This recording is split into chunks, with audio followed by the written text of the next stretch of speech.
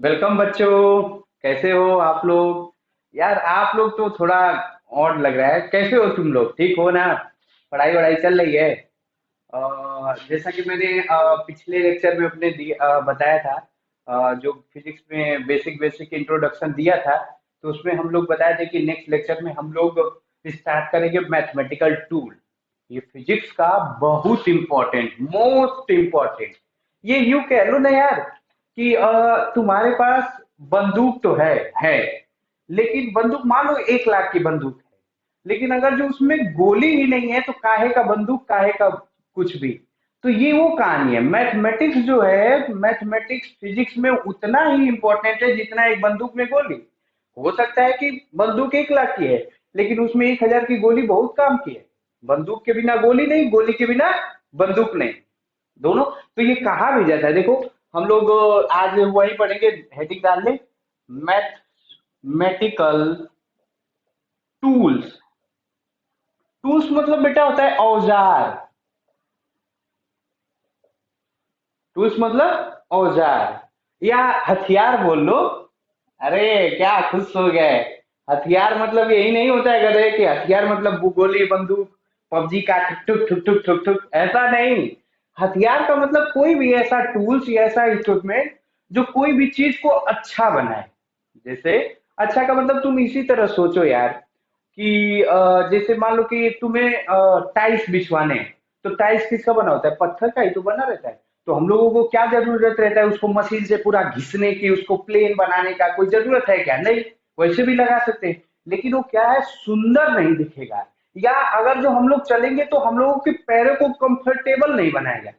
ठीक उसी तरह बेटा फिजिक्स में मैथ का रोल होता है।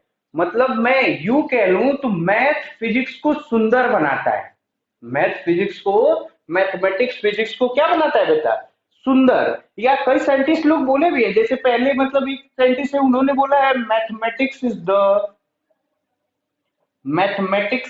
The language of physics. सोचो, लैंग्वेज ऑफ फिजिक्स मतलब जिस तरीके से हम लोगों के चाल डाल, रहन सहन, कल्चर में लैंग्वेज का बहुत बड़ा इम्पोर्टेंट है। या मैं यूं कह लूं, लैंग्वेज क्या होता है, भाषा क्या होता है? जिससे हम लोग किसी के सामने अपने फीलिंग को एक्सप्रेस करें, वही तो लैंग्वेज होता है। तो ठीक उसी तरह मैथमेटिक्स फिजिक्स का लैंग्वेज है। मतलब अगर जो तुम्हें मैथमेटिक्स नहीं आएगी तो फिजिक्स नहीं आएगा। ठीक है ना?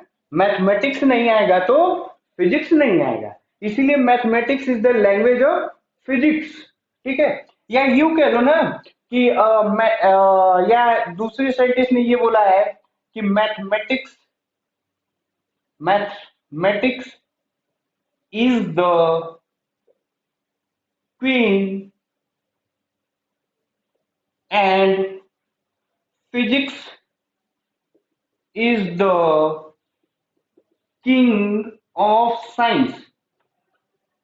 मतलब बेटा कि मैथमेटिक्स रानी है और फिजिक्स राजा है। मतलब उनके मतलब ये कहने का मतलब है, राजा रानी का मतलब ये होता है, या हस्बैंड वाइफ है। हस्बैंड वाइफ में झगड़ा भी होता रहता है और एक दूसरे के बिना रह भी नहीं सकते। तो ठीक इसी तरह इसमें भी है। कभी कभी कभी कभी ऐसा होता है कि कुछ चीजें मैथमेटिकली करेक्ट प्रूफ है, लेकिन फिजिकली गलत है। कभी कभी ऐसा होगा कि मैथमेटिक्स एकदम फॉर्मूला फॉर्मूला भैया सब कुछ सही है। जैसे एग्जांपल मैं बताता हूँ, ध्यान से सुनना तुम लोग। जैसे मैं बता दिया बेटा, तुम लोगों ने पढ़ा है वही एग्जांपल ले रहा हूं जो पढ़े हो। V equal to I R. ठीक है बेटा? V equal to I R मतलब potential difference equal to current into resistance. तो इसके हिसाब से क्या हो रहा है, देखो ध्यान से सुनो। जैसे अगर जो R इज इक्वल टू लिखूं बेटा, तो V अपॉन में आई। इसका मतलब R is directly proportional to V और R is inversely proportional to I। या इनवर्सली को हम लोग ऐसे लिखते हैं 1/I। इसका मतलब बेटा ध्यान से सुनना, जैसे जैसे V बढ़ेगा वैसे वैसे R बढ़ेगा। जैसे जैसे करंट की वैल्यू बढ़ेगी वैसे वैसे R की वैल्यू घटेगी। ये कौन बता रहा है? मैथमेटिक्स। मेरे पास मैथमेटिक्स का ये फॉर्मूला है। ये क्या है? Mathematical formula. Mathematical formula, mathematical formula V equal to I, अरे यार 10th क्लास में पढ़े होगे, ओम्स लॉ है, ठीक है ना। तो क्या है कि जैसे जैसे पोटेंशियल डिफरेंस बढ़ेगा वैसे वैसे रेजिस्टेंस बढ़ेगा, जैसे जैसे आई बढ़ेगा वैसे वैसे रेजिस्टेंस बढ़ेगा। कैसे भैया, क्यों कह दे रहे हो? क्योंकि मैथ है, लेकिन ये पूरा का पूरा गलत है। ऐसा कुछ भी नहीं होता है। रेजिस्टेंस ना तो पोटेंशियल पे डिपेंड करता है ना तो आई पे डिपेंड करता है। तो यही मैं बताया गया है, mathematics is the king queen and physics is the king of science. मतलब उन दोनों में ऐसा रिलेशन है हस्बैंड और वाइफ का, यानी बेटा कि वो दोनों में झगड़ा भी होता रहता है और दोनों में बहुत प्यार है। बहुत प्यार मतलब एक दूसरे के बिना रह ही नहीं सकते, एक दूसरे के बिना रह ही नहीं सकते, ठीक है ना। रियल में क्या होता है, R does not depend upon V and I. मतलब रियल में बेटा आर न तो पोटेंशियल डिफरेंस पे रियल में डिपेंड करता है, न तो करंट पे, लेकिन मैथमेटिक्स क्या बोला कि डिपेंड करता है।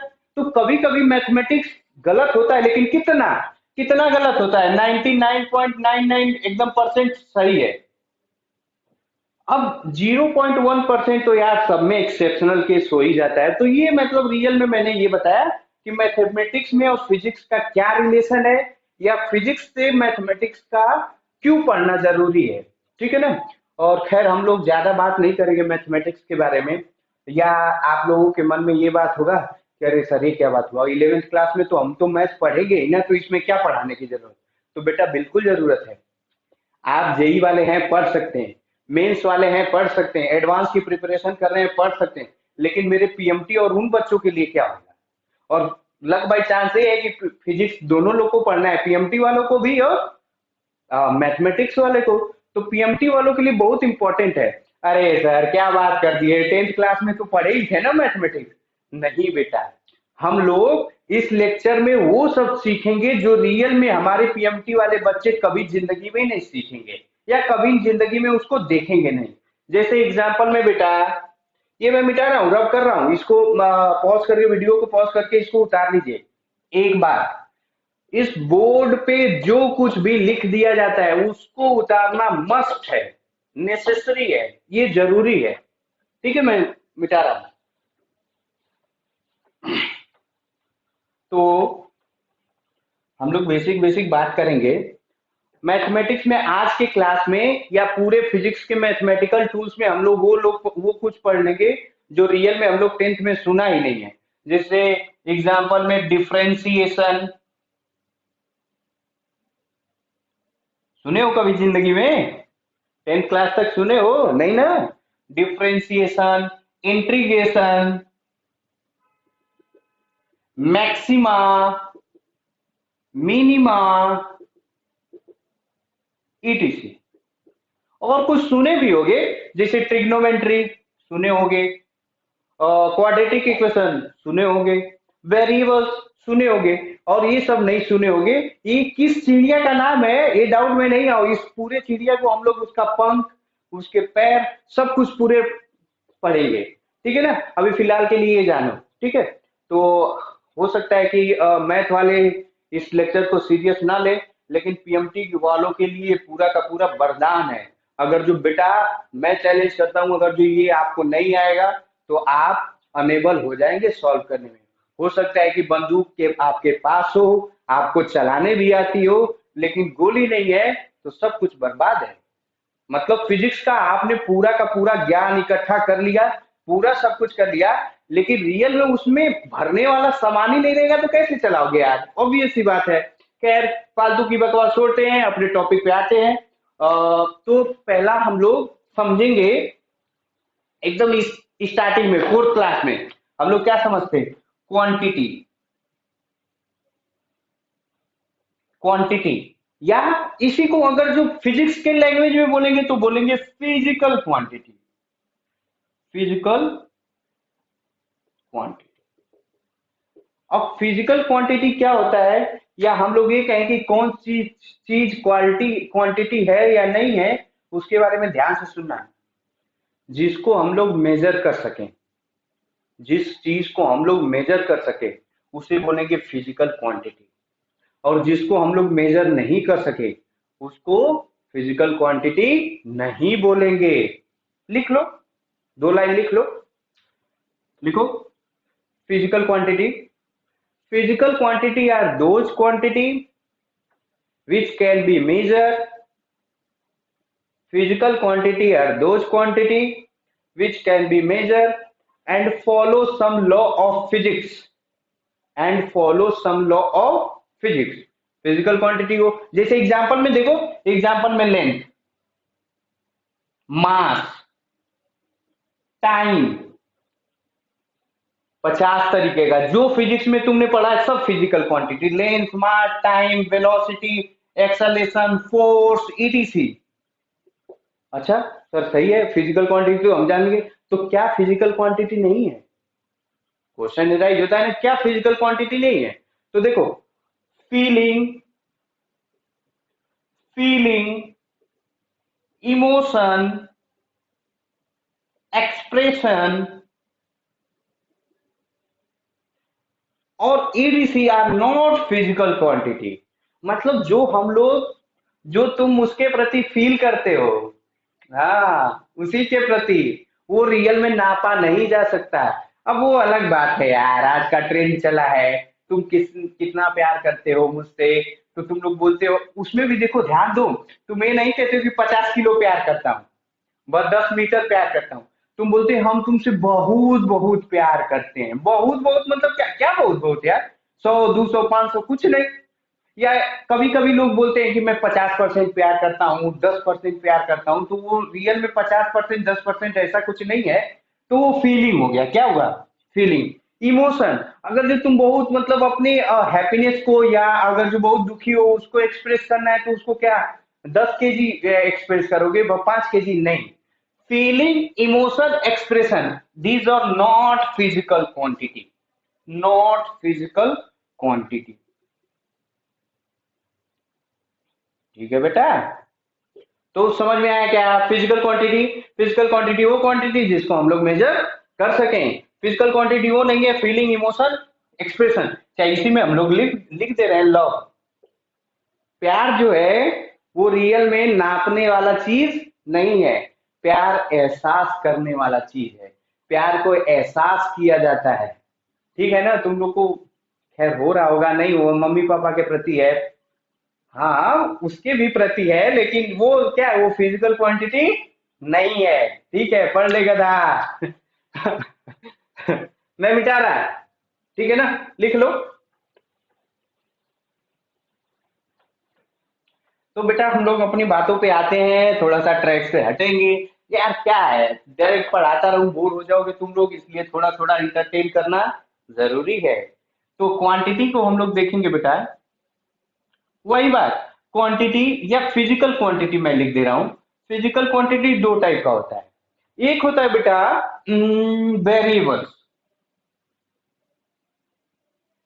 और एक होता है कांस्टेंट। हाँ हाँ वही फोर्थ वाला कांस्टेंट, वेरिएबल और कांस्टेंट। वेरिएबल का मतलब होता है बेटा whose values can not be change, और सॉरी, कांस्टेंट का वो मतलब होता है जिसकी वैल्यू चेंज नहीं हो सकता, whose value can not be change, जिसकी वैल्यू कहीं चेंज नहीं हो सकती इन एनी कंडीशन। कोई भी कंडीशन हो जाए, चाहे आंधी तूफान आ जाए, बारिश पाताल आ जाए, कुछ भी आ जाए, इसकी वैल्यू चेंज नहीं हो सकती। फॉर एग्जाम्पल, जैसे जी की वैल्यू होती है बेटा, तो जी की वैल्यू यार, अब 9th क्लास में तुम लोग सीखे हो ना, force equal to G m1 m2 upon R square. G होता है ग्रेविटेशनल कांस्टेंट। जी क्या होता है? ग्रेविटेशनल कांस्टेंट, या इसी को यूनिवर्सल बोलते हैं। यूनिवर्सल मतलब पूरे ब्रह्मांड में इसकी वैल्यू चेंज नहीं होती। इसकी वैल्यू क्या होती है? 6.67 इंटू 10 के पावर -11 न्यूटन मीटर स्क्वायर पर केजी स्क्वायर। यूनिट के बारे में ज्यादा ध्यान नहीं देंगे, उसके लिए पूरा एक लेक्चर पढ़ाया जाएगा। खैर ये जानते हैं इसकी वैल्यू चेंज नहीं होती। जैसे आर, आर होता है गैस कांस्टेंट। गैस कांस्टेंट का वैल्यू क्या होता है? 8.314। joule per mole per Kelvin. Don't worry about the unit.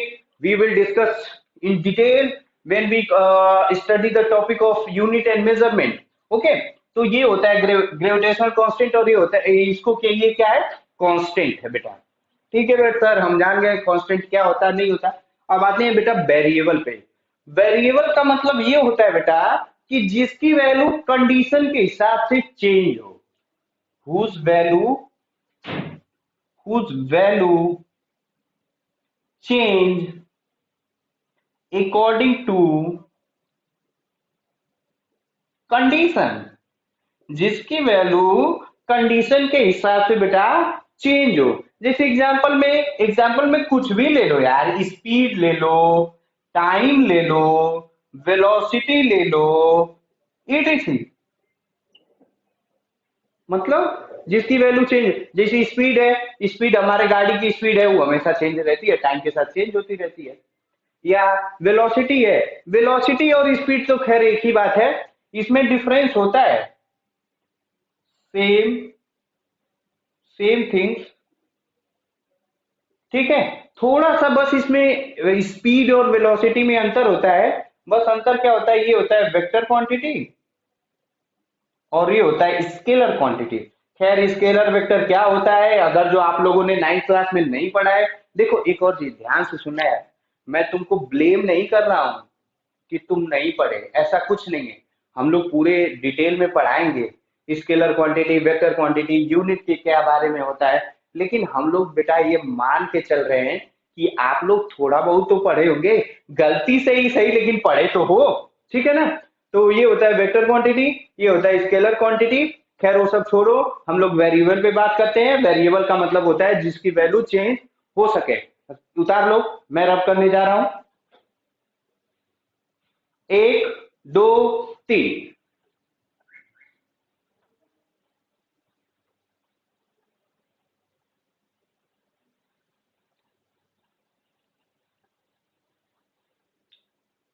Variable देखे ना, तो वेरिएबल भी दो टाइप का वेरिएबल होता है। एक होता है बेटा डिपेंडेंट वेरिएबल, डिपेंडेंट वेरिएबल्स, और एक होता है इंडिपेंडेंट वेरिएबल।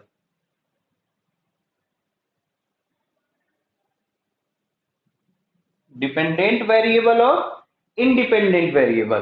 तो डिपेंडेंट वेरिएबल का मतलब होता है बेटा कि जिसकी वैल्यू दूसरे पे डिपेंड करता है। वो वेरिएबल जिसकी वैल्यू, जैसे एग्जांपल में जैसे मान लो वेलोसिटी हो गया, तो velocity equal to distance upon time नहीं होता है बेटा। Velocity equal to distance upon time नहीं होता है। तो डिस्टेंस अपॉन टाइम होता है, तो देखो वेलोसिटी डिस्टेंस पे डिपेंड कर रही है और टाइम पे। मतलब जैसे जैसे टाइम पे, अच्छा एक चीज और मैं बता दूं, पता नहीं तुम लोग को मालूम होगा कि नहीं मालूम होगा, थोड़ा सा मैं यहाँ पे एक्सप्लेन कर रहा हूं। रिलेशन एक होता है और डायरेक्टली प्रोपोर्शनल, और एक होता है इनडायरेक्टली प्रोपोर्शनल। इनडायरेक्टली प्रोपोर्शनल, देखो एकदम इनिशियल लेक्चर है इसलिए सब कुछ एकदम इनिशियल से बताता हूं। डायरेक्टली का मतलब होता है, ध्यान से सुनो, डायरेक्टली का मतलब होता है बेटा कि दो फिजिकल क्वांटिटी है, अगर जो ये क्वांटिटी बढ़ रही है तो दूसरा भी बढ़ेगा। एक क्वांटिटी बढ़ रहा है तो दूसरा भी बढ़ेगा। और इनवर्सली का मतलब इनडायरेक्टली, चाहे इसको बोलेंगे इनवर्सली प्रोपोर्शनल। इनवर्स मतलब होता है बेटा उल्टा। क्या होता है, उल्टा। उल्टा का मतलब बेटा कि अगर जो एक दो क्वांटिटी है, अगर जो एक क्वांटिटी बढ़ेगी तो दूसरी क्वांटिटी घटेगी। ठीक है ना, या दूसरी क्वांटिटी घट रही है तो पहली क्वांटिटी बढ़ेगी। ठीक है सर, समझ गए, हम समझ गए कैसे क्या होता है। अब हम लोग पहचानेंगे कैसे, तो देखो ध्यान से सुनना। जैसे डेंसिटी इक्वल टू होता है mass upon volume, mass upon volume. बेटा इसको बोलते हैं न्यूमरेटर। क्या बोलते हैं, न्यूमरेटर। और अरे यार फोर्थ क्लास का चीज है, इसको बोलते हैं डिनोमिनेटर। तो देखो ध्यान से,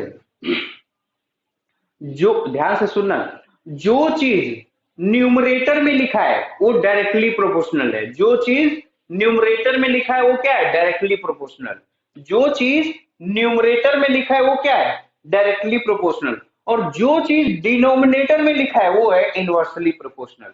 मतलब बेटा ध्यान से सुनना, जैसे मैं बोलूं वॉल्यूम बढ़ाएंगे तो डेंसिटी क्या होगा, तो देखेंगे अरे वॉल्यूम कहाँ है, वॉल्यूम कहाँ है, डिनोमिनेटर में। वॉल्यूम का है डिनोमिनेटर। अच्छा, सर ने ये बताया था कि डिनोमिनेटर में अगर जो कोई भी चीज होता है तो इनवर्सली होता है, और इनवर्सली का मतलब होता है उल्टा, और उल्टा का मतलब होता है कि एक चीज बढ़ेगी तो दूसरी चीज घटेगी। तो अगर जो इसमें अगर जो करूंगा इफ वी इंक्रीज, अगर जो वॉल्यूम इंक्रीज करेगा तो डेंसिटी क्या होगा बेटा, डिक्रीज करेगा। और if V decrease then density increase, density increase बेटा। डिक्रीज इसको क्या बोलेंगे, इंक्रीज, और ये क्या बोलेंगे, डिक्रीज। या इसको क्या बोलेंगे, और डिक्रीज, और इसको बोलेंगे इंक्रीज। ठीक है बेटा, आ रहा है कि नहीं।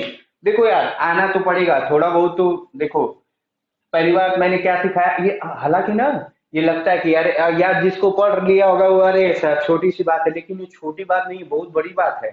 कभी कभी जब मैं 9th 10th में था तो ये प्रॉब्लम होती थी मुझे, आज मतलब समझ में ही नहीं आता था। तो इसको देखो, डायरेक्टली, डायरेक्टली के लिए मैंने बोला न्यूमरेटर, इनवर्सली, यूनिवर्सली के मतलब हम लोग देखेंगे डिनोमिनेटर।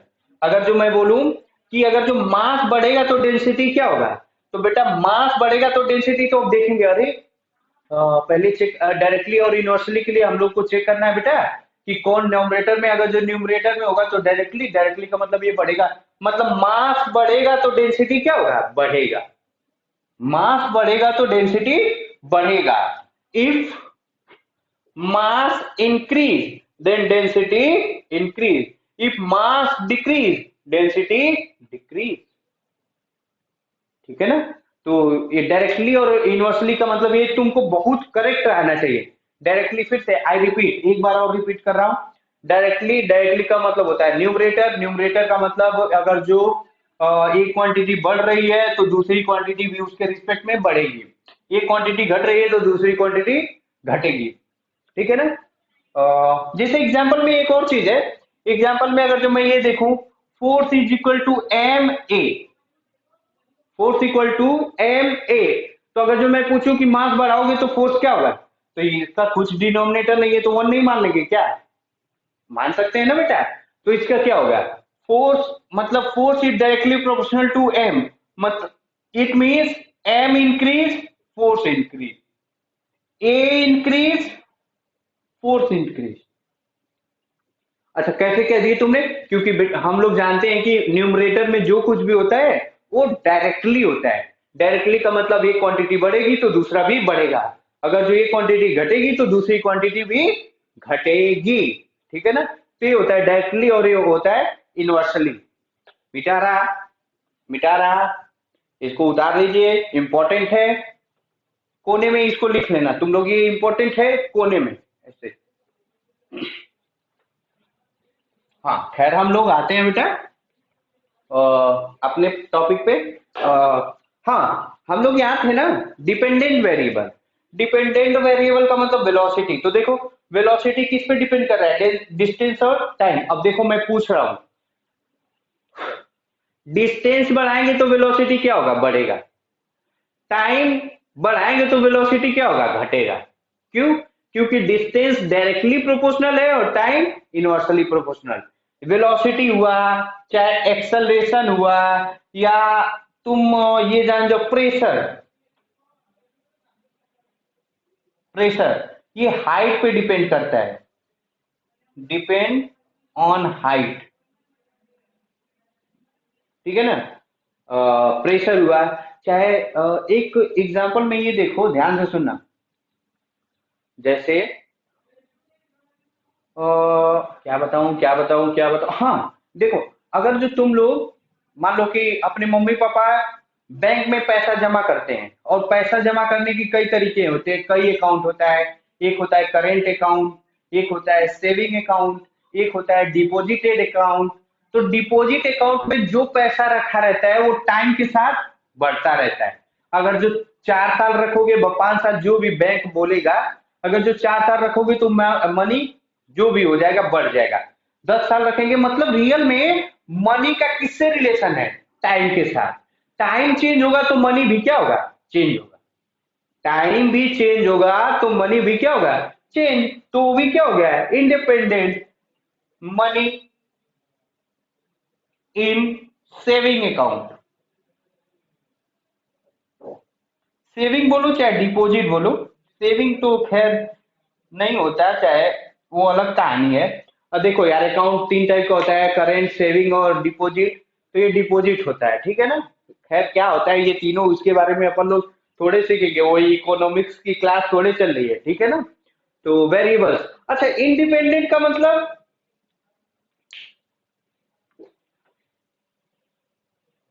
वही मतलब which do not depend on any other physical quantity. Example में बेटा टाइम, एग्जाम्पल में टाइम। देखो टाइम का किसी के साथ रिलेशन नहीं है। कभी तुम बताओ, टाइम का किसी के साथ रिलेशन नहीं है। टाइम हुआ, लेंथ हुआ, मास हुआ, मतलब टाइम का किसी के साथ रिलेशन नहीं है। लेंथ का किसी के साथ रिलेशन नहीं है।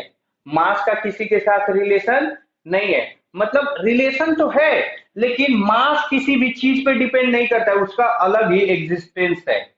टाइम किसी चीज पे डिपेंड नहीं करता है, उसका अलग ही एग्जिस्टेंस है। लेंथ इसी तरह तुम लोग रियल में लाइफ में, हम लोगों को क्या बनना है? इंडिपेंडेंट। हम लोगों को क्या बनना है? इंडिपेंडेंट। इसका मतलब इनकी खुद की आइडेंटिटी होनी चाहिए यार, खुद की। मैं क्या हूं, मेरे पापा कितने बड़े हैं वो बहुत बड़ा इशू नहीं है। मैं क्या हूं, मैं अपने लाइफ में क्या सक्सेस किया हूं, ये इंपॉर्टेंट रखता है। मतलब ये क्या है? इंडिपेंडेंट। अपने को नहीं, अरे नहीं बोलते यार कि मैं इंडिपेंडेंट लड़की हूं, नहीं बोलते हैं लोग। वो बोलते तो है मैं इंडिपेंडेंट हूँ, लेकिन होटल में जाके बिल अपने को ही देना पड़ता है। खैर उस सब पे नहीं देखते हैं। तो वो होता है इंडिपेंडेंट, ठीक है ना। ठीक है ना बेटा। तो इंडिपेंडेंट का मतलब वही होता है जिसकी वैल्यू चेंज नहीं वाले, ATC। और भी होगा, इसमें भी बहुत सारे होंगे, ठीक है। तो ये हो गया वेरिएबल। अच्छा, ठीक है सर, मैं जान गया क्वांटिटी कितने टाइप का, फिर से रिपीट कर दे रहा हूँ। क्वांटिटी कितने टाइप का? वेरिएबल्स और कांस्टेंट। कांस्टेंट की वैल्यू चेंज नहीं होती, जो जैसे गैस कांस्टेंट G की वैल्यू। इसी तरह डिपेंडेंट वेरिएबल, वेरिएबल भी 2 टाइप का होता है। ये सबको रब करते हैं, लिख लो। मिटा रहा। अब हम लोग बेटा पढ़ते हैं फंक्शन। क्या पढ़ते हैं? फंक्शन।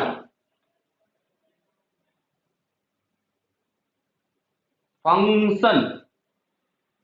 क्या फंक्शन लिखो। हाँ, तो अगर जो हम लोग लिखना चाहे फंक्शन का डिफिनीशन, तो इसका मतलब होता है it is the process which relate to two और मोर देन टू वेरिएबल्स। ठीक है बाबू लोग। मतलब दो या दो से ज्यादा वेरिएबल्स को क्या करता है? रिलेट करता है शादी में। अच्छा, एक चीज और मैं बताऊं, जैसे फंक्शन होता है ना, तो फंक्शन में जाते हैं वही लोग जाते हैं जिनका जिसके साथ रिलेशन होता है। लेकिन कभी कभार ऐसे भी होते हैं कि शादी के फंक्शन में वो लोग भी पहुंच जाते हैं जिनका किसी के साथ कोई रिलेशन नहीं होता है। समझ, जैसे मेरे जैसे लोग। अरे यार, जब मैं क्लास 12th में था तो बाहर पढ़ता था, तो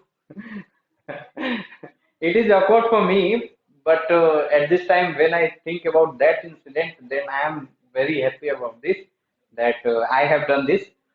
So क्या होता था कि उस समय फैमिली वालों के पास उतना पैसे, या यूं कह लो कि घर से पास उतना पॉकेट मनी नहीं आती थी, और अच्छा खाना भी था तो चले जाते थे। कहने का मतलब बेटा कि कुछ चीज फंक्शन की तरह दिखेंगी, या ऐसा दिखेगा कि इनका इनके साथ रिलेशन है, लेकिन रियल में ऐसा कुछ नहीं होता, तो वो फंक्शन नहीं होता। अब कौन सा चीज फंक्शन होता है कौन सा नहीं होता है, इस बात पे अपने को पूरा डिस्कस नहीं करना है बेटा, क्योंकि ये करने के लिए मैथमेटिक्स में करवाया जाता है फंक्शन। अच्छा एक और चीज है, जो मैं फिजिक्स में मैथमेटिक्स पढ़ा रहा हूँ ना, जिस चीजों को मैं कवर कर रहा हूँ ना, वो रियल में मैथमेटिक्स का 5% है। मतलब रियल में अगर जो जो कुछ भी मैं फंक्शन के बारे में बता दूं, तो रियल में फंक्शन का 5% बताए। अरे सर ऐसा क्यों 5% क्यों बता रहे हैं, क्योंकि बेटा अपने को 5% ही जाना है, 5% से ही सब अपना सारा काम हो जाएगा। तो हम लोग क्या मैथ पढ़ने के लिए है क्या, हम लोग तो फिजिक्स करने के लिए है ना बेटा। तो फंक्शन क्या होता है, हाँ वही बात है कि कुछ शादियों में ऐसे भी लोग पहुंच जाते हैं मेरे जैसे लोग, कि जो फंक्शन जैसे रिलेशन तो दिखता है, लेकिन वो रियली में फंक्शन नहीं होते हैं, बल्कि पिटाई भी हुई थी एक बार। खैर it is the process which relate to और मोर। जैसे एग्जाम्पल में देखो बेटा, एग्जाम्पल में इजी ले लूं आप लोगों को अभी, T is equal to 2 pi under root L by G. ये होता है क्या, time period of simple pendulum.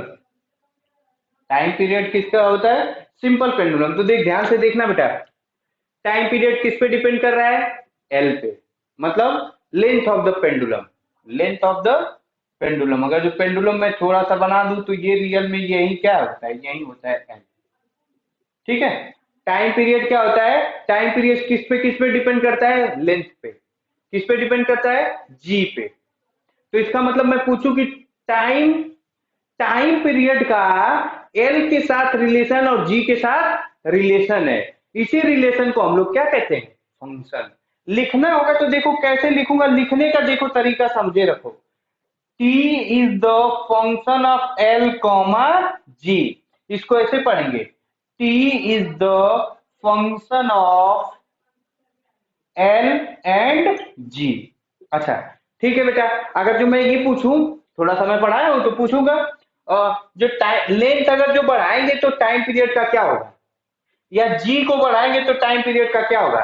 तो वही कहानी वहां वाला सोचेंगे, इनडायरेक्टली या इनवर्सली का। देखो फिर से, न्यूमरेटर में जो कुछ भी होता है वो डायरेक्टली प्रोपोर्शनल होता है, इसका मतलब वो बढ़ता है तो दूसरा भी बढ़ेगा।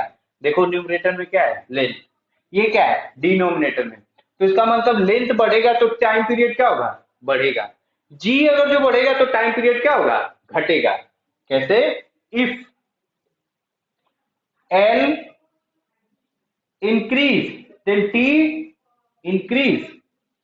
फिर अगर जो जी इंक्रीज करेगा तो टाइम पीरियड क्या हो जाएगा, डिक्रीज करेगा। ये कैसे, डायरेक्टली और इनवर्सली वाले फंडा से। तो बहुत इंपॉर्टेंट दो चीज है, खैर वो सब छोड़ो। इसका मतलब टाइम पीरियड किस पे डिपेंड करता है, एल और जी।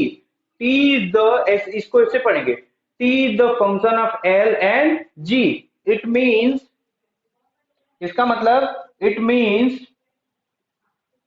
T will change when L and G will change। ठीक है ना बेटा, T will change when L and G will change। चाहे दूसरा अगर जो एग्जांपल लूं तो देखो, दूसरा एग्जांपल जैसे force is equal to M A, तो इसका मतलब force is the function of M and A. इसको पढ़ेंगे कैसे, force is the function of M and A. अब उसका रिलेशन कैसे है वो तो तुम लोग खुद ही बता सकते हो। फोर्स मास इंक्रीज करेगा तो फोर्स इंक्रीज करेगा, एक्सेलरेशन इंक्रीज करेगा तो फोर्स इंक्रीज करेगा। या यू कह लो ना, ध्यान से सुनना, अगर जो किसी बॉडी का एक्सेलरेशन बढ़ रहा होगा तो इसका मतलब उस बॉडी पे फोर्स ज्यादा लग रहा होगा। या कोई बॉडी अगर जो मास ज्यादा है तो उसको अगर जो हम लोग को चलाना है तो अपने को फोर्स क्या लगेगा, ज्यादा लगेगा। तुम ट्रक को ढकेलना है और साइकिल को ढकेलना है, किसमें ज्यादा फोर्स लगेगा, ट्रक का। क्यों? क्योंकि उस ट्रक का मास ज्यादा है। ठीक है ना बेटा। अगर जो किसी बॉडी का एक्सेलरेशन बढ़ रहा होगा तो इसका मतलब उस पर लगने वाला फोर्स की भी वैल्यू क्या हो रही होगी, बढ़ रही होगी। अगर जो किसी बॉडी का मास ज्यादा है तो उसको चलाने के लिए हमें ज्यादा फोर्स का जरूरत पड़ेगा, अगर जो वो रेस्ट पे है तो। ठीक है। तो इसी और भी जैसे मान लो कि ये pressure, pressure is equal to होता है rho G H. Don't worry about the formula, कहां से आया कैसे आया उसके बारे में देखेंगे बाद में। अभी बस ये जानो pressure is equal to rho, ये बोलते हैं रो। रो मतलब होता है डेंसिटी।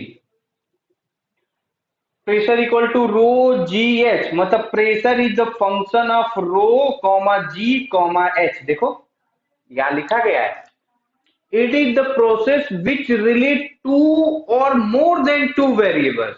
मतलब दो या दो से ज्यादा, तो देखो दो से ज्यादा, एक दो तीन, एक दो तीन वेरिएबल है, तो इसका मतलब रियल में ये फंक्शन, इसको क्या बोलेंगे, pressure is the function of rho comma G comma H.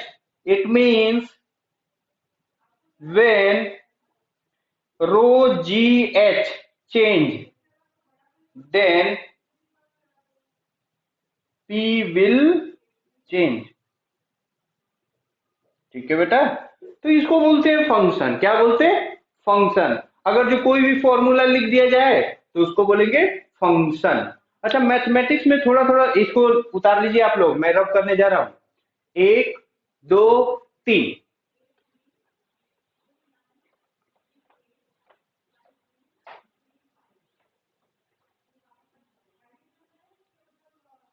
जैसे बेटा अगर जो मैं बोलूं ऐसे, जैसे अगर जो बोला जाए y is equal to 3x² plus 2x plus T cube plus 40। ठीक है। तो हम लोग कैसे बोलेंगे, इसको बोलेंगे y। अच्छा इसको लिखने का कैसे है, y is the function, function को स्मॉल f से करते हैं, function of x and t। y is the function of x and t। इसको लिखेंगे कैसे, y इज द, बोलने आना चाहिए, y is the function of x and t। इसका मतलब बेटा ये फंक्शन लिखा गया है, क्या लिखा है, फंक्शन। इसका मतलब बेटा कि जैसे जैसे x की वैल्यू चेंज होगी y की भी वैल्यू चेंज होगी, जैसे जैसे t की वैल्यू चेंज होगी वैसे वैसे y की वैल्यू चेंज होगी। और इसमें कितने वेरिएबल है, दो, x और t, x और t। अच्छा दूसरा अगर जो एग्जांपल है इसको फर्स्ट मान लू, दूसरा एग्जांपल अगर जो लू मैं, तो दूसरा एग्जांपल देखो, y is equal to 3x² plus 2x। तो इसका मतलब इसको बोलना होगा तो कैसे बोलूंगा, इसको बोलूंगा y is the function of x, y is the function of x is equal to 3x plus 2। y is the function of x, मतलब रियल में कि y की वैल्यू चेंज होगी when x will change, y value change when x is change. ठीक है sir जान गए। अब देखो निकालने के फंक्शन की वैल्यू कैसे निकालना, जैसे क्वेश्चन मान लो इसी में अगर जो मैं पूछ दूं बेटा फाइंड f1। ठीक है। तो देखो ध्यान से सुनना, ध्यान से, फंक्शन x मतलब जहां पूरे इक्वेशन में जहां जहां x है वहां वहां क्या रख देना है, 1। पूरे इक्वेशन में जो इक्वेशन दिया गया है उसमें जहां जहां x है वहां वहां क्या रख देना है, 1।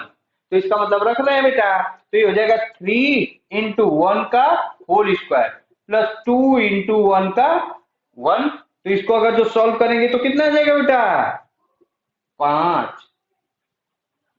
ठीक है। अगर जो इसी तरह कोई पूछ दे एफ जीरो की वैल्यू बताओ, एफ जीरो का मतलब ये होता है कि एक्स की वैल्यू जहां जहां एक्स है वहां वहां क्या रख देंगे, जीरो। तो देखो 3 × 0 का होल स्क्वायर प्लस 2 × 0, तो इसका मतलब ये कितना आ जाएगा, जीरो आ जाएगा।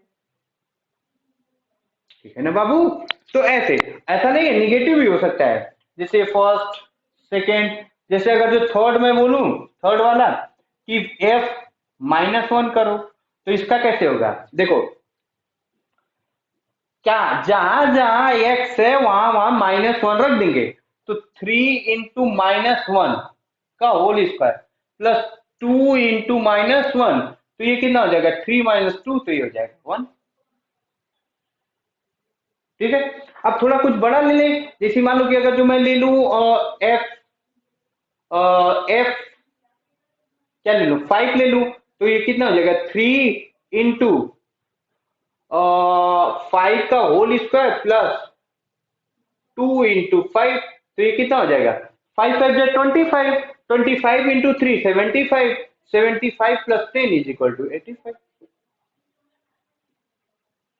y is the function of, तो ऐसे फंक्शन का वैल्यू निकालते हैं बेटा। ठीक है, रब कर रहा, वीडियो को पॉज करके आप लोग उतार लीजिए।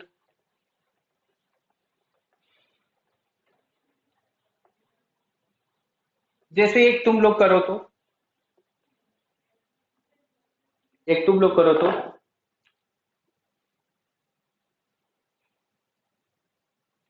x = t³ + 3t + 4, find.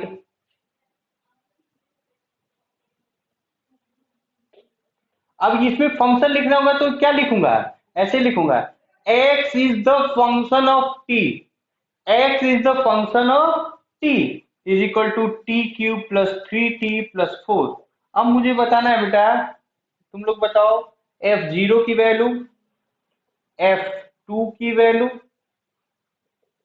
और f1 की वैल्यू बताओ। बताओ, वीडियो को पॉज कर लो, सफिशिएंट टाइम लो। देखो, अब कहीं ना कहीं फिजिक्स पढ़ रहे हैं, फिजिक्स में न्यूमेरिकल और थ्योरी दोनों आएगी, तो इसलिए अपने को सीखना पड़ेगा न्यूमेरिकल कैसे करना है। आप लोग 0 का, 2 का और इसका बताइए। वीडियो को पॉज करके सफिशिएंट टाइम लीजिए और लेने के बाद सॉल्व कर डालो। ठीक है ना।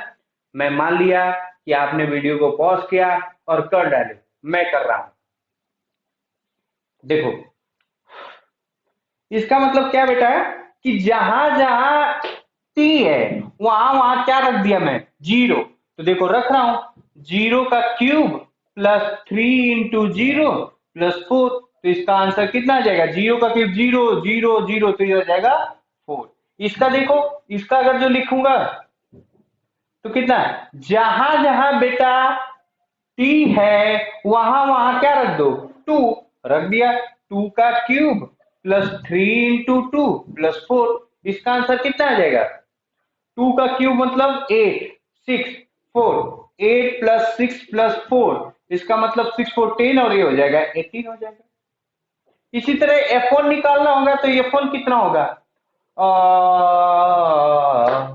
F1, तो ये देखो 1 का क्यूब प्लस 3 × 1 + 4, तो ये कितना हो जाएगा, 1 + 3 + 4, तो कितना हो गया, 4, 8 हो गया। आसान है यार, बहुत आसान है, कोई दिक्कत वाली बात थोड़ी है। ठीक है। अब देखो, थोड़ा कुछ और करते हैं, इसको मिटा रहा मैं। आया था 4, 18 और 8, आया था। ठीक है, नहीं आता तो एक और क्वेश्चन कर ले रहे हैं आप लोग। इसका बताइए, y = 2x² + 4x, बताइए। और आप लोग बताइए F1। ठीक है। एक क्वेश्चन और मैं बताता हूं, अगर जो मैं बताऊं, ये देखो, ये लिख रहा हूं, फंक्शन ऑफ F1, बताओ दोनों। वीडियो को पॉज करो, सफिशिएंट टाइम लो और टाइम लेके कर डालो। ठीक है, मैं मान लिया है कि तुमने वीडियो को पॉज किया होगा और सफिशिएंट टाइम लेके सॉल्व किया होगा। ठीक है, मैं करने जा रहा हूं। मतलब रियल में x की वैल्यू जहां जहां जहां बेटा x है वहां वहां क्या रख दूंगा, 1। ठीक है यार, रख दिया मैं। 2 × 1 का होल स्क्वायर प्लस 4 × 1, मतलब रियल में हो जाएगा 2 + 4 = 6। 2 + 4। अब इसमें थोड़ा दिक्कत आ रहा होगा, देखो इसको बोलते हैं, देखो ये देखो, फंक्शन के अंदर फंक्शन, इसको क्या बोलते हैं, फंक्शन के अंदर फंक्शन। और इसको, इस टाइप के फंक्शन को बोलते हैं कंपोजिट फंक्शन।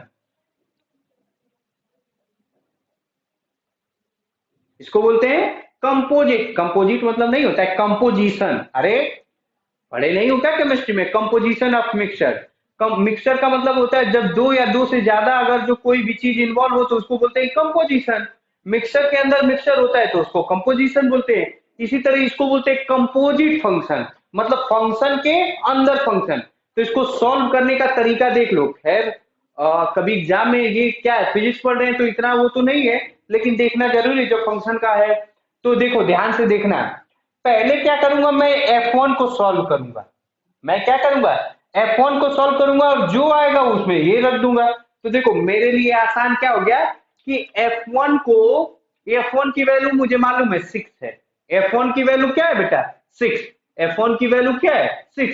तो यहाँ पे 6 रख दूंगा। तो इसका मतलब ये फंक्शन रियल में कैसे लिखा है, F6 = कितना। अब ये मतलब रियल में जहां जहां x है वहां वहां क्या रख दोगे, 6 रख दोगे। रख रहा भाई, तो ये हो जाएगा कितना, और 2 × 6 का होल स्क्वायर प्लस 4 × 6। तो ये कितना हो जाएगा, 6 × 6 = 36, 36 2 × 72 प्लस 24। तो ये कितना है सर, 96 हो रहा है क्या, 96 हो गया। अब होमवर्क में आप लोग ये कर लीजिएगा, फाइंड f(f3), 3 तो खैर ज्यादा हो जाएगा, f(f2). ठीक है, वीडियो को पॉज करके अभी ही कर डालो, मैं इसको मिटा रहा हूं, ये होमवर्क में है। ठीक है ना बेटा, तो मिटा उतार लिए। ठीक है,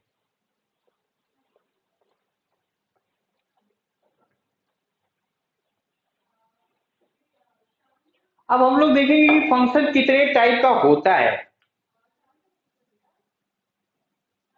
types of function, types of function मतलब वही रिश्ते कितने प्रकार के होते हैं, मामा, चाचा, पापा, मम्मी, मतलब बहन भाई, बहुत फ्रेंड। तो इसी तरह फंक्शन भी रियल में बेसिकली, देखो यहाँ पे मैथ का क्लास नहीं चल रहा है तो हम लोग को जो जो फिजिक्स में यूज हो रहा है वही वही फंक्शन के बारे में डिस्कस कर रहे हैं। तो फिजिक्स में मेनली कितने में कैटेगराइज किया है, एक ट्रिग्नोमेट्री फंक्शन, दूसरा बेटा होता है लॉगरिदमिक फंक्शन,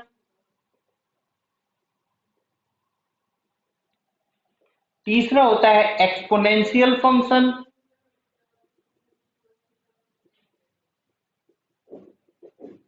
और फोर्थ वन होता है लीनियर फंक्शन। ठीक है, फोर्थ वन होता है बेटा linear function, trigonometry, logarithmic, exponential, linear. अच्छा एक और बात, ईटीसी, एक्सेट्रा, मतलब इससे ज्यादा भी है, लेकिन अपने को फिजिक्स में कितना काम है, यही काम है। अब इसका मतलब रियल में अपने को थोड़ा थोड़ा ट्रिग्नोमेट्री फंक्शन के बारे में, लॉगरिथमिक फंक्शन के बारे में, एक्सपोनेंशियल फंक्शन के बारे में और लीनियर फंक्शन के बारे में पढ़ना है। तो हेडिंग डालिए आप लोग ट्रिग्नोमेट्री फंक्शन, हेडिंग डालिए trigonometric function,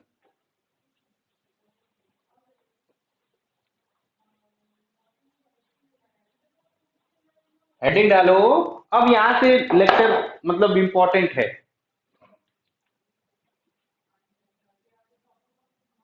trigonometry trigonometry ratios.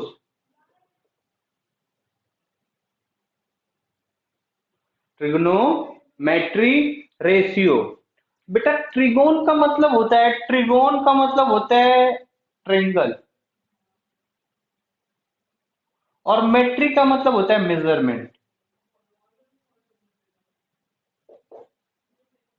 Triangle measurement मतलब रियल में ट्रिग्नोमेट्री अगर जो मैं कह दूं तो ट्रिग्नोमेट्री मैथमेटिक्स का वो ब्रांच है जिसमें हम लोग ट्रेंगल के मेजरमेंट से डील करते हैं।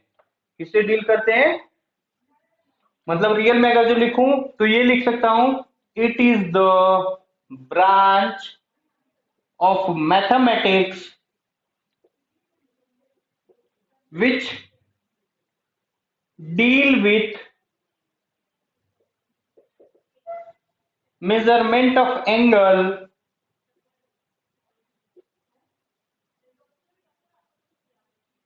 या हम लोग ये कहें ना कि रियल में साइड का एंगल के साथ क्या रिलेशन होता है, वो किससे हम लोग मतलब पढ़ते हैं ट्रिग्नोमेट्री में।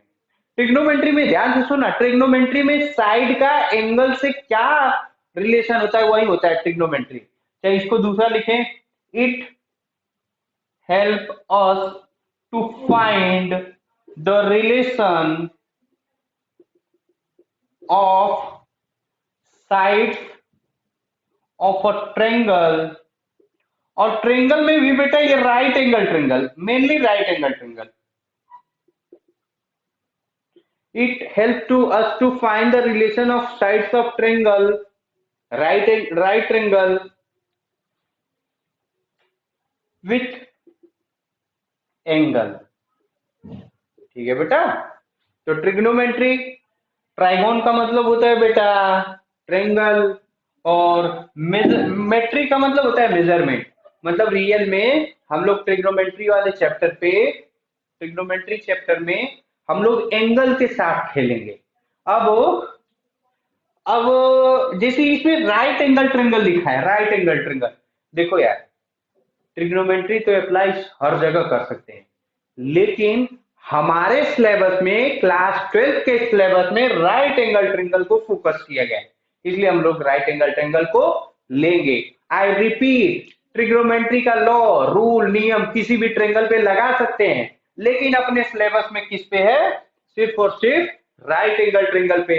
तो इसका मतलब कहीं ना कहीं एंगल की बात आ गई बेटा, और कहीं ना कहीं ट्रेंगल का राइट एंगल ट्रेंगल की बात आ गई।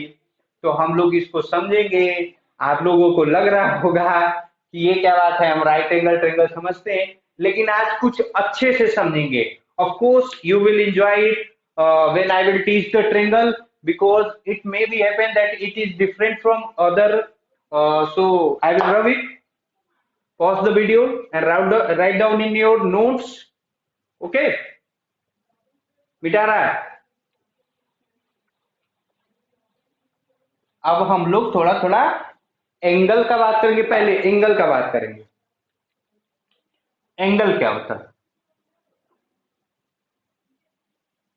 ठीक है बेटा। तो एंगल क्या होता है, ध्यान से सुनना तुम लोग।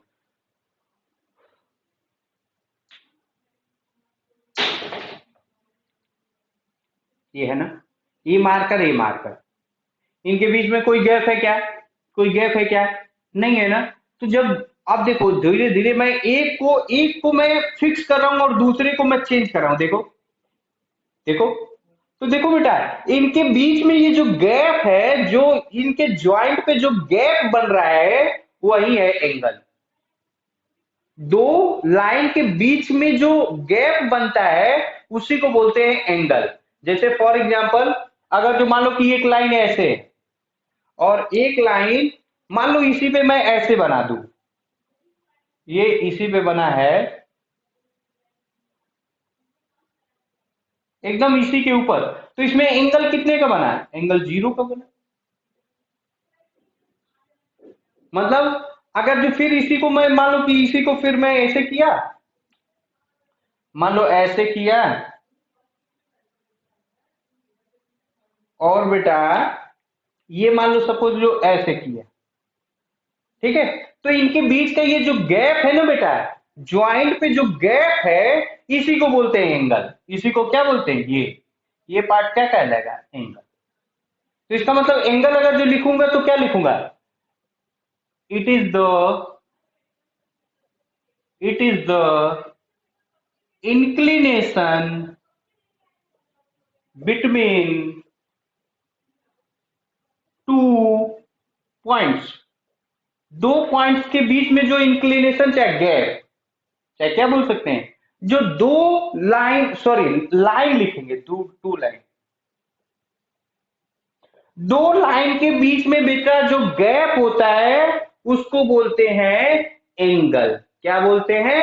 एंगल। ठीक है बेटा, उसको बोलते हैं एंगल। अच्छा, एक चीज और क्वेश्चन में एकदम नोट में लिख लेना, angle does not depend upon the length of the line.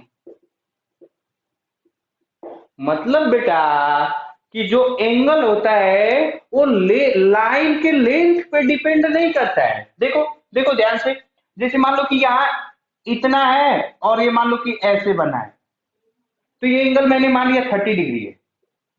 अब देखो सेम मैं बना रहा हूं, देखो ये सेम मैं ऐसे बना रहा हूं, और देखो इसको थोड़ा सा कर रहा हूं,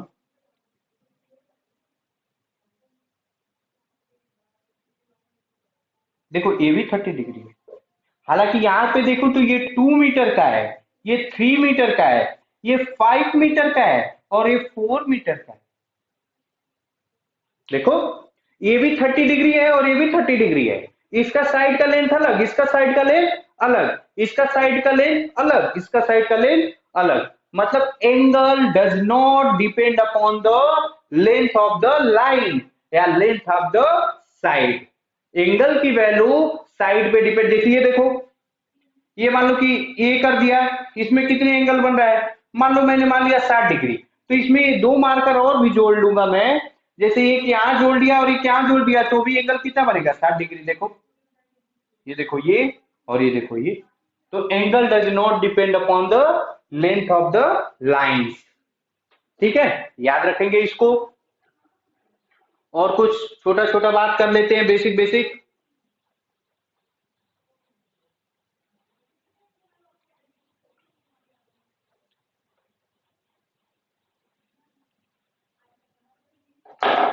ध्यान से सुनना, टाइप्स ऑफ एंगल।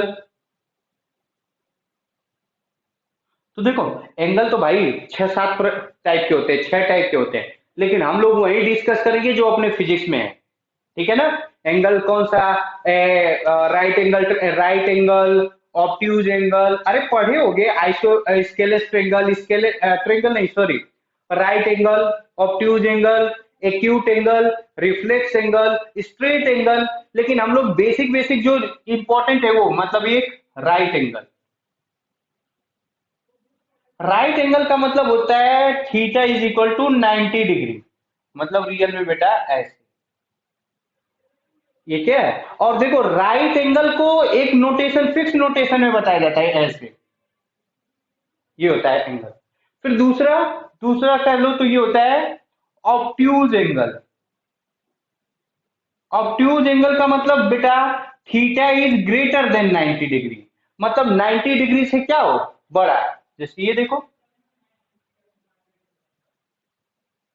ठीक है। थर्ड होता है बेटा एक्यूट एंगल। एक्यूट एंगल का मतलब theta is less than 90 degree, मतलब रियल में ऐसे। मान लो यहाँ मान लिया मैंने 120 डिग्री, ये मान लिया 30 डिग्री। ठीक है, ये फिजिक्स में काम है, और भी सारे एंगल होते हैं, लेकिन फिजिक्स में कितना है? यही। राइट एंगल बहुत इंपॉर्टेंट, मोस्ट इंपॉर्टेंट।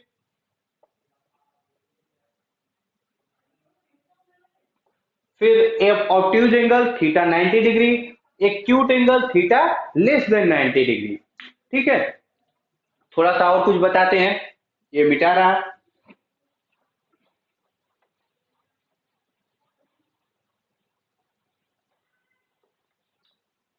क्या बता दूं, क्या बता दूं, क्या बता दूं।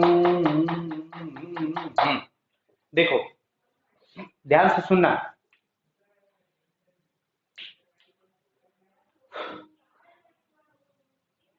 एंगल का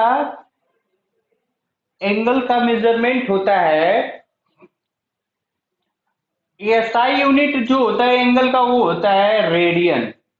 क्या होता है? रेडियन। और दूसरा ये कि अदर यूनिट होता है डिग्री। और भी सारा यूनिट होता है, ध्यान से, ग्रेड होता है, गॉस होता है, डिग्री होता है, रेडियन होता है, लेकिन ये क्या होता है, ये इंपॉर्टेंट होता है किसमें? फिजिक्स में।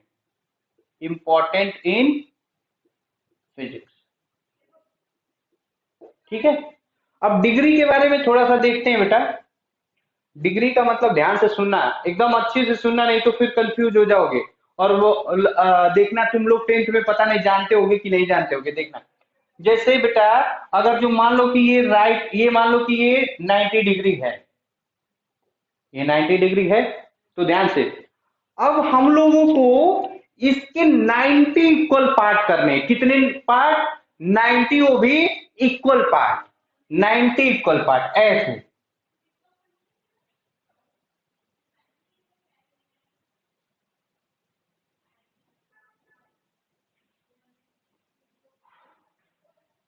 थोड़ा सा आप लोग भावनाओं को समझना, फीलिंग पे न जाना। और भी सारा बन सकता है, ऐसे बन सकता है, ऐसे बन सकता है, ऐसे बन सकता है, ऐसे ऐसे। मतलब रियल में कितना? 90 इक्वल सेक्शन करना है। तो बेटा, उसमें एक जो सेक्शन होता है, उनके बीच में जो एंगल बनता है उसको बोलते हैं 1 डिग्री। उसको क्या बोलते हैं? 1 डिग्री। 90 डिग्री है, अब इसको 90 इक्वल पार्ट में इसको डिवाइड करेंगे, इसके बीच के लाइन सेगमेंट बनाएंगे। उसका जो एक सेगमेंट या एक सेक्टर का जो एंगल बनता है, उसी को बोलते हैं बेटा 1 डिग्री। ध्यान से, जैसे, तो क्या हो जाएगा, 1 डिग्री का अगर जो डिफिनीशन लिखा है, तो क्या बोलते हैं इसको? 1 डिग्री बोलते हैं। 1 डिग्री को बोलते हैं 1/9 सेक्शन सेक्शन ऑफ 90 डिग्री। ठीक है बेटा, 1/90 सेक्शन ऑफ 90 डिग्री। मतलब दो परपेंडिकुलर लाइन के बीच में, फिर से, ये परपेंडिकुलर लाइन, या इसको बोलते हैं section between two perpendicular line. Two perpendicular line, दो परपेंडिकुलर लाइन के बीच में हम लोग कितना सेक्शन बनाएंगे? 90, वो भी इक्वल। तो उसमें एक जो सेक्शन का जो एंगल होगा बेटा, उसी को बोलेंगे 1 डिग्री। उसी को बोलेंगे 1 डिग्री। ठीक है ना? उसको क्या बोलेंगे? 1 डिग्री। ठीक है। अच्छा, ठीक है सर, जान गए। अब देखो, 1 डिग्री का, आप ध्यान से सुनना। 1 डिग्री मान लो मैंने ये मान लिया, ये मैंने मान लिया क्या है? 1 डिग्री। 1 डिग्री एंगल का 60 इक्वल पार्ट करो। 1 डिग्री का 60 इक्वल पार्ट करो, तो उसका जो एक सेक्शन होता है उसको बोलते हैं 1 मिनट। आई रिपीट, फिर से, ध्यान से, इसके 60 इक्वल पार्ट करो। कितने इक्वल पार्ट करो बेटा? 60 इक्वल पार्ट। कितने equal part? 60 equal part. 60 equal part. तो उसका एक जो एक सेक्शन बनता है उसको बोलते हैं 1 मिनट। उसको बोलते हैं 1 मिनट। मतलब रियल में 1 मिनट इज इक्वल टू होता है 1/60 section of 1 degree. Section of 1 degree बेटा। और 1 मिनट को ऐसे डिनोट करते हैं, ऐसे। अब इसी तरह 1 मिनट में भी 60 इक्वल पार्ट करोगे, तो उसका एक जो सेक्शन होगा वो क्या हो जाएगा? 1 सेकेंड। क्या हो जाएगा? 1 सेकेंड। थोड़ा सा कंफ्यूज हो रहे हो, बताता हूं फिर से, आई रिपीट। देखो ध्यान से, एंगल दो परपेंडिकुलर लाइन के बीच में, ध्यान से सुना, दो परपेंडिकुलर लाइन के बीच में अगर जो 90 इक्वल पार्ट्स करेंगे तो उसका एक इक्वल पार्ट कितना होता है, 1 डिग्री के बराबर होता है। अब 1 डिग्री ये है, ये मान लो 1 डिग्री है। अब इसमें 60 इक्वल पार्ट करें, 60 इक्वल पार्ट करें तो उसका जो एक सेक्शन होगा वो कितना हो जाएगा, 1 मिनट। अब 1 मिनट का अगर जो 60 इक्वल पार्ट करे बेटा और उसका 1 सेकेंड करेंगे, 1 मिनट इज इक्वल टू, चाहे 1 second 1/16 time section of minute. ठीक है बेटा, इसको डबल करते हैं, इसको कैसे करते हैं डबल, इसको कैसे करते हैं डबल। अगर जो एंगल ऐसे लिखा है, अगर जो बेटा एंगल ऐसे लिखा है थीटा इक्वल टू 36 28 39, ये ऐसे लिखा है तो इसका मतलब इसको पढ़ेंगे कैसे, 36 degree 28 minute 39 second, 36 degree 28 minute 39 second. ठीक है बेटा, ऐसे पढ़ते हैं। तो इसका मतलब degree, angle can be converted into minute, angle can be converted into minute and second. तो angle can be converted into, नया नया सीख रहे हो कि नहीं ये बताओ, मिनट एंड सेकेंड बेटा। Angle can be converted into minute and second. 1 degree, अब देखो एंगल बात कर रहे थे, 1 डिग्री का डिफिनीशन जानते थे 10th क्लास में, नहीं जानते थे क्योंकि मैं नहीं जानता था। मैं क्यों नहीं जानता था, क्योंकि हम लोग अपने टीचर नहीं पढ़ाए। मैं देखो, I do not blame the teacher that he has not taught to you, it is not necessary in that level. कहने का मतलब बेटा 10th क्लास में अपने को 1 डिग्री का डिफिनीशन जानना उतना जरूरी नहीं था, इसीलिए बुक में भी नहीं दिया था, टीचर में ने भी नहीं बनाया था या नहीं बताया था। लेकिन 11th क्लास में ये बहुत बहुत इंपॉर्टेंट रोल प्ले करता है कि 1 डिग्री क्या होता है। 1 डिग्री, अब आज के बाद कोई पूछेगा कि 1 डिग्री क्या होता है, सर दो परपेंडिकुलर लाइन के बीच में 90 इक्वल सेक्शन करेंगे तो उसका जो एक सेक्शन होगा वो किसके बराबर होगा, 1 डिग्री के बराबर। 1 डिग्री का 60 इक्वल सेक्शन करेंगे तो उसका जो एक सेक्शन होगा उसको बोलेंगे 1 मिनट। मिनट को कैसे, 1 डैश से दिखाते हैं, सेकेंड को किससे, 2 डैश से दिखाते हैं बेटा। ठीक है ना, ओके। और कुछ बता देता हूं, मिटा रहा इसको, वीडियो को पॉज करके तुम लोग नोट डाउन कर लो, मिटा रहा हूं, बहुत इंपॉर्टेंट है।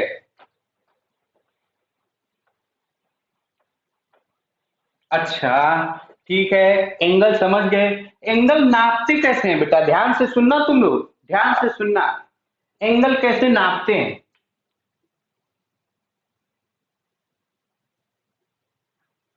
ये होता है y कोऑर्डिनेट, ये होता है x coordinate.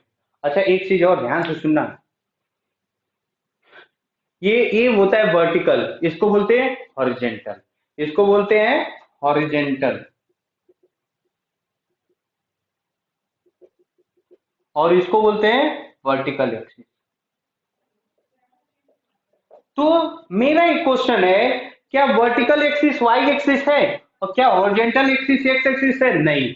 I repeat, any axis can be treated as a horizontal axis, sorry मतलब x के जगह पे y हो सकता है और y के जगह पे x हो सकता है बेटा, x के जगह पे y हो सकता है और y के जगह पे x हो सकता है। ये कोई रूल नहीं है, ये कोई रूल नहीं है कि वर्टिकल एक्सिस में y ही रहेगा। मतलब रियल में मैं ऐसे भी बनाऊं तो ये भी करेक्ट है, जैसे मैं बेटा अगर जो ऐसे बनाऊं y, ये बनाऊं x और ये y है तो ये भी सही है और ये भी सही है। और एक और जादू वाला बात बताऊं, अगर जो मैं ऐसे बना दूं और इसको मैं लिख लूं मैं x और इसको लिख लूं y तो ये भी सही है। ये कैसे सर, बस रियल में कंडीशन क्या होना चाहिए कि इनके बीच में जो एंगल होना चाहिए बेटा वो 90 डिग्री होना चाहिए। मतलब दोनों लाइन म्यूचुअली क्या होना चाहिए, परपेंडिकुलर होना चाहिए मेरे बेटे, परपेंडिकुलर। मतलब ऐसे बना दूं, ऐसे बना दूं, ये भी 90 डिग्री, बस ये वाई एक्सिस है, ये एक्स एक्सिस है। मतलब एक्सिस होने के लिए, आई रिपीट, एक्सिस होने के लिए दो लाइन के बीच में 90 डिग्री हो सकता है। उनका ओरिएंटेशन डिपेंड नहीं करेगा। इसका देखो अलग ओरिएंटेशन, इसका देखो अलग ओरिएंटेशन, इसका देखो अलग ओरिएंटेशन, इसका देखो अलग ओरिएंटेशन। ठीक है ना बेटा, ये समझना है। ठीक है, मिटा रहा है। खैर हम लोग अपनी बातों पे आते हैं। जैसे अगर जो मैं देखो ऐसे ऐसे कर दूं और ये वाला ऐसे, तो ये रियल में डायरेक्शन कौन सा है, एंटी क्लॉकवाइज। कौन सा है, एंटी। घड़ी के उल्टे देखो, घड़ी ऐसे जाता है, घड़ी ऐसे जाता है, ये क्या होता है, क्लॉकवाइज। और ये अगर जो ऐसे बना दिया गया बेटा, ऐसे बना दिया गया, तो ये क्या हो जाएगा, anti clockwise.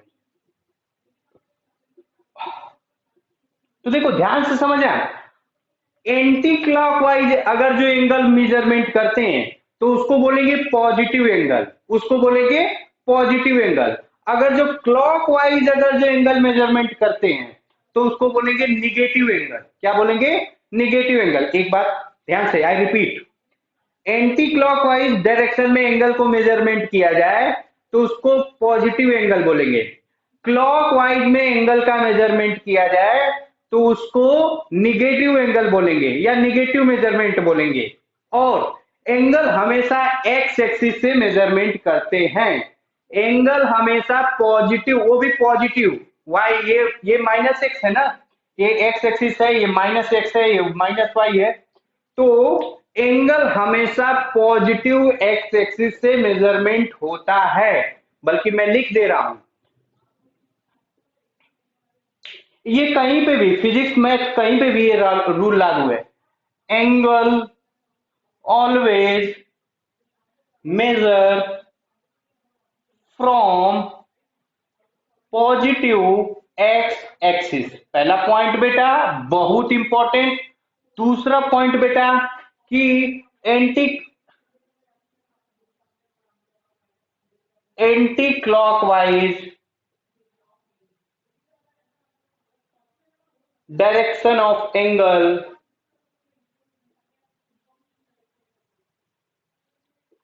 measurement is taken as positive, is positive। ये फर्स्ट हो गया, ये सेकेंड, और थर्ड वन वही, clockwise angle sense is negative angle. ये क्या है, साइन कन्वेंशन। क्या है, साइन कन्वेंशन ऑफ एंगल बेटा, sign convention of angle, sign convention of angle. कहने का मतलब मेरे बाबू लोग, कन्वेंशन का मतलब होता है ये कोई रूल नहीं है, ये कोई रूल नहीं है।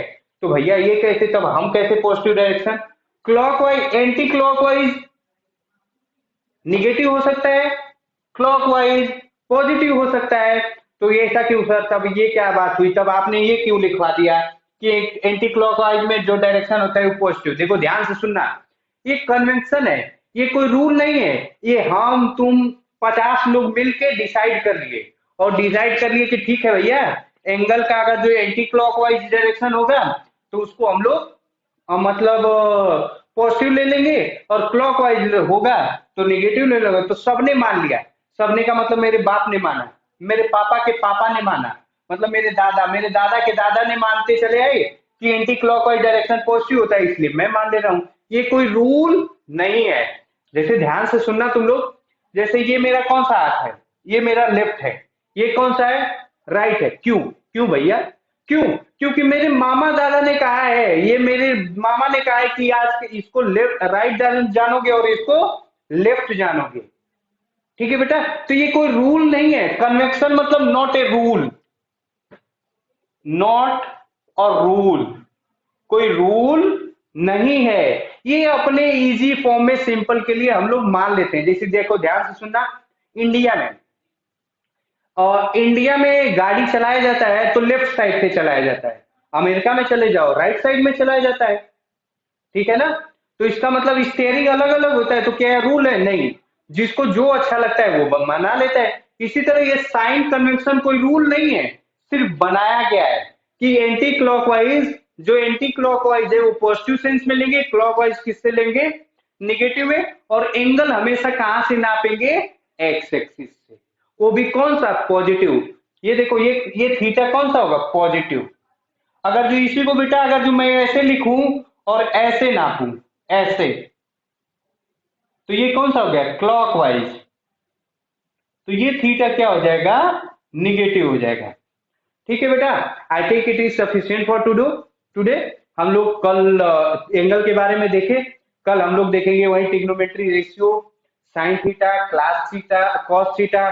6 रेशियो है, 10th क्लास में पढ़े हो, इजी है, बहुत आसान से समझ जाएंगे अपन लोग। थोड़ा सा उसमें एडवांस रहेगा क्योंकि अभी 10th में हम लोग एंगल के बारे में नहीं देखे। जैसे मान लो इसमें से कुछ लोग जानते होंगे कि साइन 30 डिग्री का क्या होता है, व नहीं होता है, तो वो सब देखेंगे हम लोग कैसे निकालते हैं, नहीं निकालते हैं। Okay, thank you, all the best, पढ़ाई करते रहिए। देखो क्या है ना यार कि कोरोना है, अपन लोग लॉकडाउन के माहौल है, हम लोगों के पास सफिशियंट टाइम है। तुम लोगों को पहले ही लेक्चर में बताया गया था, जितने भी महान साइंटिस्ट हुए हैं इसी तरह टाइम का यूटिलाइज करके हुए हैं, तो इसलिए कीप ऑन स्टडिंग।